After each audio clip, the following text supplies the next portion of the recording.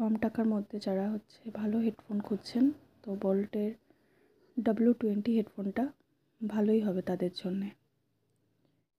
এটা পড়েছে 799 টাকা। আমি ফ্লিপকার্ট থেকে নিয়েছি।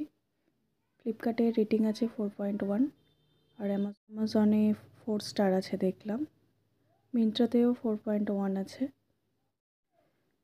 এমনি হেডফোনটা খারাপ হবে না। মিউজিক মোটামুটি ভালোই আছে এর। আপনি মিউজিক ভালোই শুনতে পারবেন। গেমিংও মোটামুটি ভালোই দিচ্ছে দেখলাম। ঘরের মধ্যে যারা কলিং করতে চান তাদের জন্য এটা ভালো হবে, কিন্তু যারা বাইরে গিয়ে কলিংয়ের কথা ভাবছেন তো তাদের জন্য এটা না। বাইরে গেলে বাইরে যার সাথে কথা বলবেন তো তার ভালো শোনাবে না।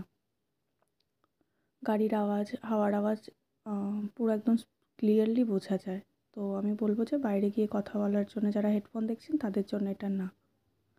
বাদ বাকি আপনি জিমে গিয়ে নর্মালি গান শুনতে পারেন, সেসবে কোনো অসুবিধা হবে না। জিম করার সময় হেডফোনটা আপনার কান থেকে খুলবে না, ভালোভাবে অ্যাডজাস্ট হয়ে যাবে, সেক্ষেত্রে কোনো সমস্যা আসবে না। এই হেডফোনটার 3টে কালার অ্যাভেলেবেল আছে, তার মধ্যে আমার এটাই ভালো লেগেছিল। 799 টাকার মধ্যে হেডফোনটা ভালোই। আপনার মিউজিকেও সমস্যা হবে না, গেমিংয়েও সমস্যা হবে না তেমন কোনো। ঘরের মধ্যে কলিং করলে অসুবিধা কোনো কিছুই আসবে না।